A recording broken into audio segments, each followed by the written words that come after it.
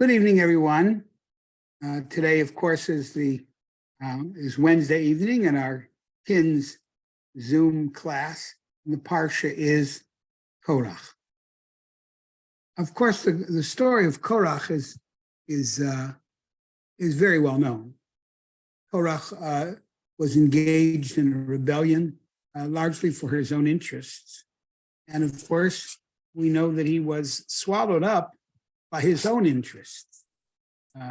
He was a person whose values were embedded in earthly things, and they were embedded in material things. And in the end, he not only metaphorically, but literally died within the framework of his own materialism. Now, what we're going to do is to discuss a little bit, first of all, of the connection between this parsha and last week's parsha. Last week's parsha, we had the story of the spies, and if you recall, I indicated that Rabbi Ber Soloveitchik said that the spies were people that thought that wars are won purely by numbers or purely by tactics, and who has the better tools of war and who has the most people or the best knowledge of the terrain. And of course, we see that they were mistaken in their view. They too suffered a terrible end. And it was because they looked to rational thinking in order to win whatever they hoped to, or attain whatever they hoped to attain. Rabbi Ber said that really is why the mitzvah of tzitzis is given right after this in last week's parsha. Last week's parsha of Shalach concluded with the mitzvah of tzitzit. And the mitzvah of tzitzit is to have white threads with one blue thread. And Rabbi Soloveitchik said that white is symbolic of rational thought, of being able to reason things out. And if you have the most people, or if you have the best equipped army, or you know the terrain better, or you have the element of surprise, that is what will guarantee victory. And that's what the Meraglim said they didn't have. The people were huge warriors. There were many of them. The Jews did not know the terrain, and so therefore they were destined to lose. But that wasn't what Moshe Rabbeinu wanted them to do. He wanted them simply to give an assessment of the land, not whether they would win or lose. That was a foregone conclusion. If HaKadosh Baruch Hu said that we're going into the land, then it doesn't matter what the odds are from the standpoint of white. It is the blue. It is the mystery of creation, the mystery of the relationship between the Jewish people and HaKadosh Baruch Hu. That is what will ultimately prevail. And so therefore, Rabbi Ber, as he said last week, it is the blue that actually determines the destiny of the Jewish people. By any rational standard, we should have disappeared centuries ago. But because HaKadosh Baruch Hu was the master of all that is mysterious in the world, we prevail. So therefore, people asked what is the connection of tzitzis to Parsha of Meraglim? Rabbi Soloveitchik clearly stated that last week. This week, though, we see that there's a new rebellion. And as it happens, it's something that Rabbi Soloveitchik called Korach and the common sense rebellion. We're going to see what he means by that, but Chazal, we're going to see what Rabbi Soloveitchik means by that in an essay that he'd written maybe 50 years ago or more. And there's some people who want allowed to enter. And now we're going to see what he means by Korach and the common sense rebellion. To assist us in understanding this rebellion, we're going to look into the midrashim. One midrash that we're going to look at is the midrash of the Midrash Tanchuma, and how it views the arguments that Korach put up against Moshe Rabbeinu, because the rebellion here was really a rebellion against Moshe Rabbeinu's leadership. That's really what it was. And so therefore we're going to see how the Midrashim portray this rebellion. Remember, a medrash, and I think that's important for us to know, a medrash is not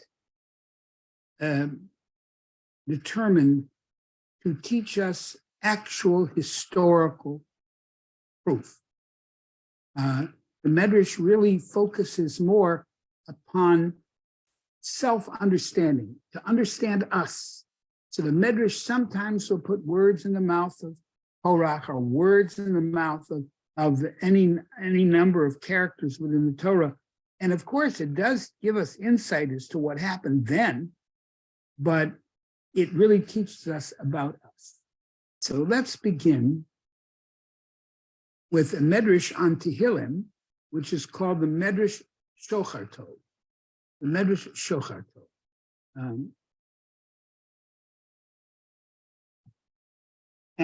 It's on actually Perek Aleph of Tehillim that this medrash appeared, not on this week's parsha, and it's talking about, and if you recall that very first Perek in Tehillim, says, "Ashrei ha'ish asher lo alach b'tzas ha'sha'im v'derech hata'im lo amad u'moshav leitzim lo yarshav." That first pasuk, actually, in all of Tehillim, tells us David's view of the ultimate understanding of what is happiness for a person, or what makes a person a tzaddik.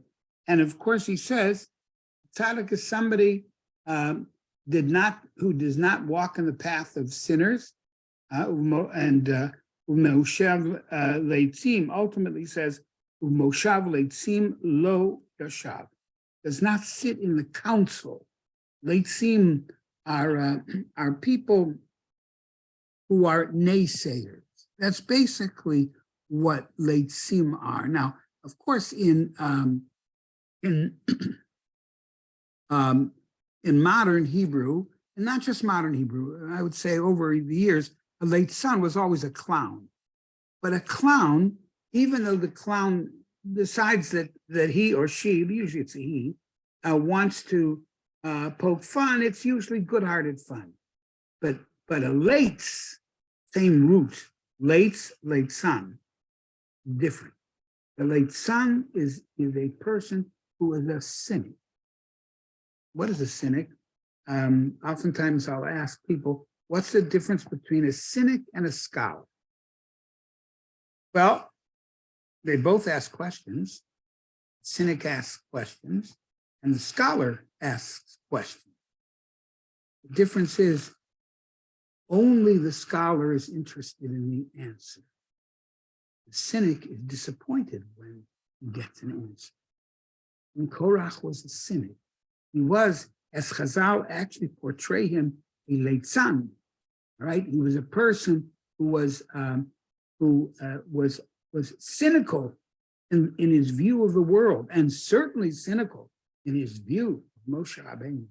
And so therefore, that's why this Medrash Shochar Tov, which is a Medrash focusing on all of the Sefer Tehillim, it's a Medrash on Tehillim. It focuses now on Korach. So let's see. Leitzan, Moshav Leitzim, Zeh Korach. Korach was a cynic. Shahaya mitlotzeitz al Moshe ve'al Aaron. he engaged in cynical behavior against Moshe and Aaron. Now the Medrash says, Ma'asa Korach. What did he do? Kanas kol hakahal. He gathered everybody together. Shenemar, vayikahel alehem Korach et kol adaso. Vayakel alehem Korach et kol adato. Aida. Korach took all of the gathered people. It wasn't enough for him to confront Moshe Rabbeinu as an individual. He had a point to make. He, again, being the cynic, he wanted to overthrow Moshe Rabbeinu's position entirely. There's our word leitzan. He began to A, poke fun, but B, he was cynical. So let me tell you, Moshe, I want to tell you and all of the people who are here around you. Here's the story of the widow. Almanah achat hayta b'shchunati. Said, there was a widow in my neighborhood. V'hayu ima shtei na'arot. She had yatomot. This widow had two daughters who sadly were orphans. V'hayta la sadeh achat. She had one field. Ba'al acharos. She decided she's going to plow the field. Moshe Rabbeinu then said to her, Lo tacharosh b'shor v'chamor yachdav. I'm going to put restrictions on what you want to do. You can't just do what you want to do. You cannot plow with an ox and a donkey together. She said, all right. So then she decided, all right, I'm going to plant seeds. Moshe then said to her, you better make sure those seeds are all of exactly the same kind, because otherwise you will have violated the Torah. Then he said, now, once you've done that, you want to reap what you've sown. Okay, you want to reap what you've sown. He said to her, you've got to leave sections of the field for the poor people in the form of leket, not using things or not taking the droppings of the field the crop, and what you incidentally forgot, you can't go back to claim again, and you must leave a corner of the field. So here, restriction after restriction after restriction, says Korach. And he says, so Goren, okay, she finally was able to get something. She wanted to make a pile in a silo, and he said to her, not so fast, Madam Almana. You must give to Aaron, who incidentally is my brother. So you must set aside from your crop and from your harvest for him as well. So he stika le et adin v'natanalo. So he said, all right, I have to do what I have to do. But then she said, I don't have much. Now that I've had all of these restrictions, what did she do, this person? She got up and she decided to sell the field. She didn't see it as a profitable enterprise, right? And she purchased two sheep, right, in order to get the wool. And then, of course, came more restrictions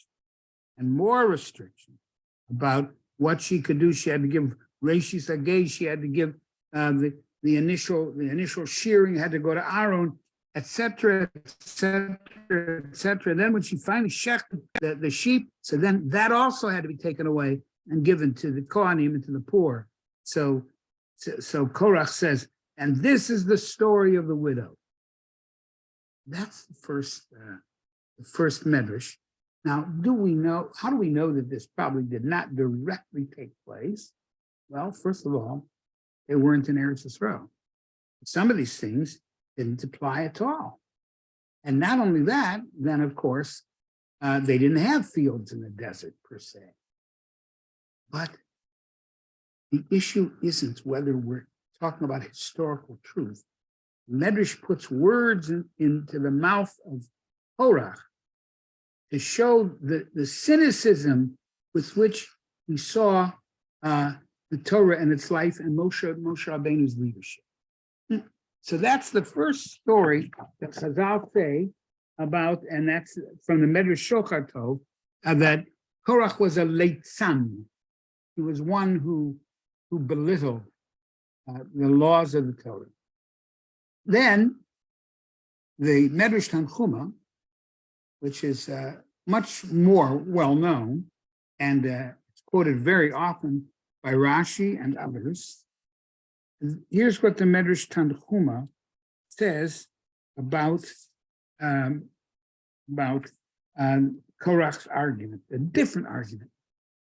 The first argument is what, by the way, what we just learned here would be what we would call a misericordia argument. It is designed to extract a sense of compassion or pity upon someone. In this case, the almana, the widow, and her children, and the hard, difficult life they had, all caused by the Torah.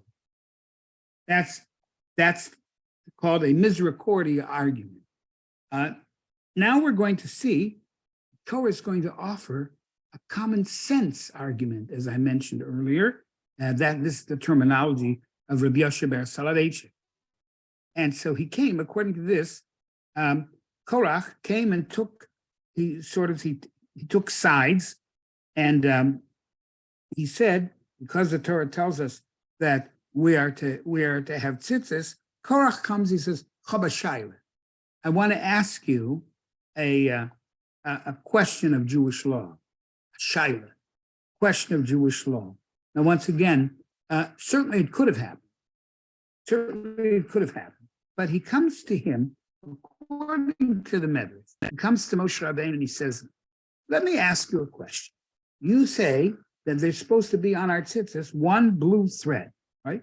But what happens what happens if I have a talus that is all blue? It's all tchelet.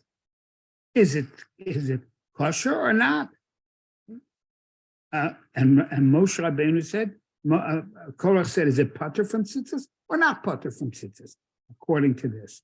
And Amalei Moshe Rabbeinu said to him, Chayevet b'tzitzit.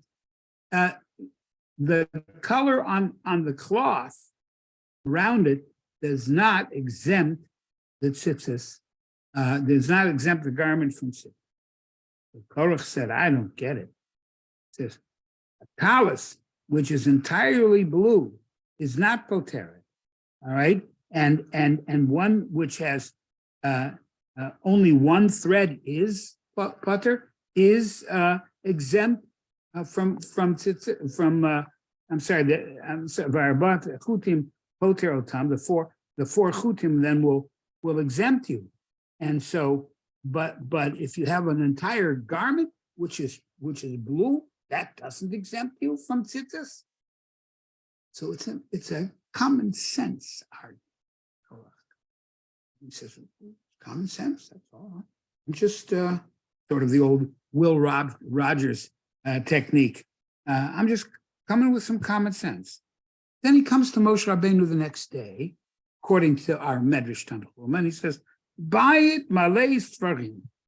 He said, look, I've got a house here that is absolutely filled with books, svarim, holy books, right? And he said, by the way, he did not dismiss the idea of kedusha. He said, Ki kol oida kulam kedoshim. Everybody is holy. So who are you to pick? Who are you to become the leader? So he accepts the idea of sanctity and kedusha. Said, Bayit malei sfarim ma'u shetei p'tur min mezuzah. Okay, I got a library in my house, hundreds of svarim. Do I need a mezuzah? Do I still have to have mezuzah? He knew the answer very well. This was not news to him. Omar lei, so Moshe Rabbeinu said to him, Chayevet b'mezuzah, such a house still has to have a mezuzah.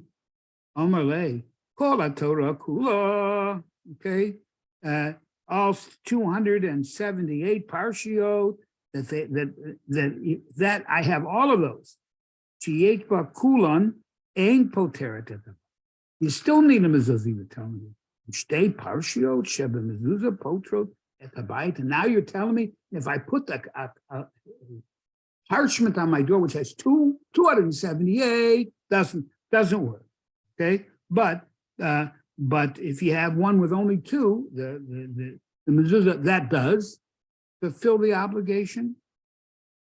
Malay dvorim elu lonitz. Then Moshe Rabbeinu said, "Sorry, both those cases, you still have to have the mezuzah, and you still have to have tzitzis." Amalei. So Korach said, "Gotcha." This was Korach's idea. Was a gotcha idea. You are failing when it comes to logic. Elu lonitz elu amalei devorim elu lonitz nitztavita alehem. You were not commanded by God to do this. All right. Umilibcha ata b'da'am and boda'am, and from you concocted all of this in your own mind, and therefore we should not be obligated to accept these mitzvot. Now, notice, of course, all of these three arguments, as posed by the midrashim, all have to do with the previous parsha. All have to do with the previous parsha, and now this parsha of Korach seeks to help us understand the resistance that Korach, and maybe more importantly, people like Korach, invest in their own sense of what is right and what is not. And that's why, again, we had the parsha of Tzitzis at the end of the last parsha, and now we have Korach's rebellion. Now, let's talk for a moment or two about the difference between the arguments. As I said before, when it came to the argument of the widow, that's a misericordia argument. It's an argument designed to help us realize compassion. Have to have compassion. You and Aaron have no compassion on this woman. Therefore, you have concocted ideas that are not divine. Therefore, they came from you alone. And then the last two have to do with logic, not emotion, because misericordia arguments have to do with emotion. And by the way, let's say you go to Jewel and you see when you go to pay at Jewel or any store, I guess it has this. They do have what I consider to be a very nice idea that you can add easily $1 onto whatever you are paying for your groceries, and assuming you can be reasonably sure that the dollar is going to a good cause that would not contradict it. Yeah. Okay. So maybe to a hospital or American Cancer Society, things like that we would normally be able to give to anyway. It's a more or less painless way to give. And if they don't show it there in Jewel, but oftentimes I'll have a picture of a little child who would be the beneficiary of it, or a widow or an older person, beneficiaries of your kindness, that tugs at your what? Your emotion. And that's what the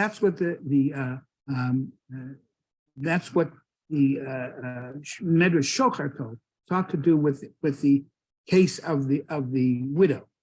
On the other hand, the other arguments which are posed in the Medrash Tanchoma about the house which has all the Sforim, or a garment which is completely blue, that is intended to show the logic of Korach, and how his logic outlasted Moshe Rabbeinu's failed logic.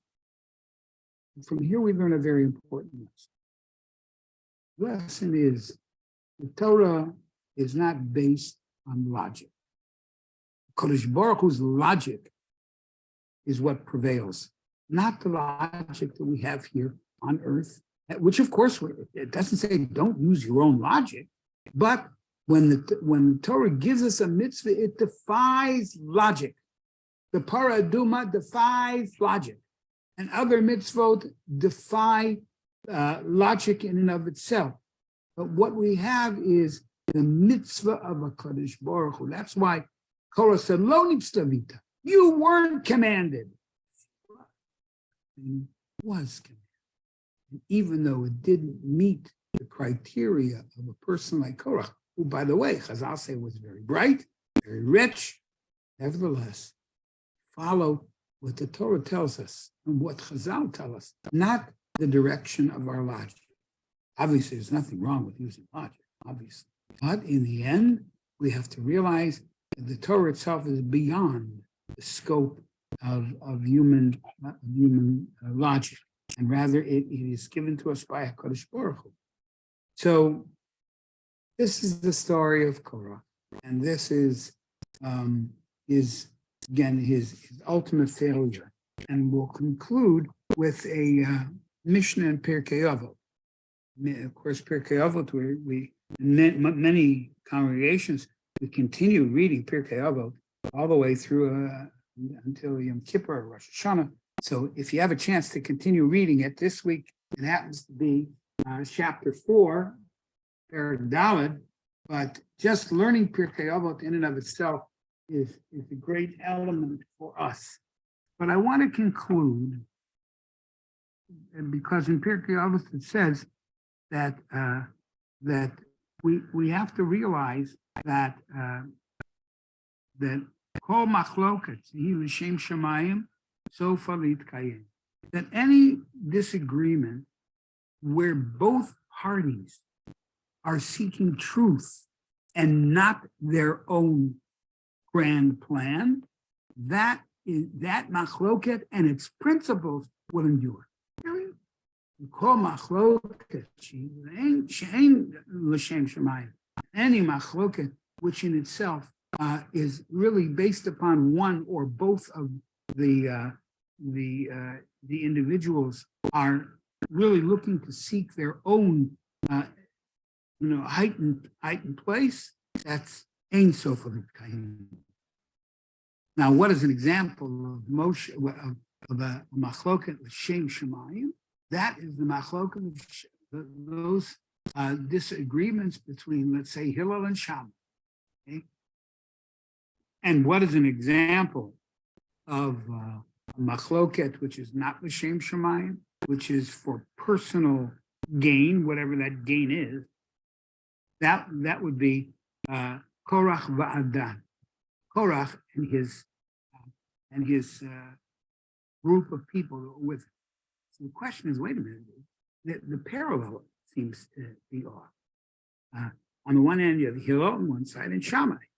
But then the Mishnah goes on and says, Korach va'adato. Korach and his group. So one answer to that is that with Korach's, everybody who attached themselves to Korach, all 250 men who were with Korach coming against Moshe Rabbeinu, each came for his own purpose. Excuse me. Each had his own design and his own purpose in order to gain whatever he hoped to gain. And that's the idea of Korach va'adato. They were even arguing among themselves. And so that's never going to endure. But Hillel and Shammai is the great example of a machloket l'shem shamayim. The Gemara in Yevamot, Daf Yud Daled Amud Bet, says the following: even though Beit Shammai and Beit Hillel argued on many principles of the Torah, all right, and a lot of them had to do with marital issues, and of course, marital issues are oftentimes the very core of the need to agree, but nevertheless, they didn't always agree on many things. In some cases, a woman who thought she was married wasn't. Other cases, a woman thought she wasn't married was, and it was based upon the machloket of Hillel and Shammai. And the Gemara says in Yud Daled, Yevamot Yud Daled, says even though they differed on these cases, lo nimnu beit Shammai mi Lisa nashim mi beit Hillel, lo beit Hillel mi beit Shammai. Still married. They married between the two groups because their machloket was l'shem shamayim. And they did all that was necessary to make sure that their individual principles were upheld, of course. But nevertheless, the love that was there. Why? Because listen to this phrase. Truth is, all the times that Beit Shammai and Beit Hillel, the schools of Shammai and Hillel differed from each other, the love, fondness prevailed among them. The Kayim Meshanemar Ha'emet v'Shalom Ehav. To fulfill the pasuk that Emet v'Shalom Ehav, that we should love truth and shalom and peace. Okay. Now, question is, it's an interesting pasuk Chazal chose. Emet v'Shalom Ehav. That I think this pasuk itself is indicative, and it's taken by pasuk from Zechariah. This pasuk is indicative of the machloket between,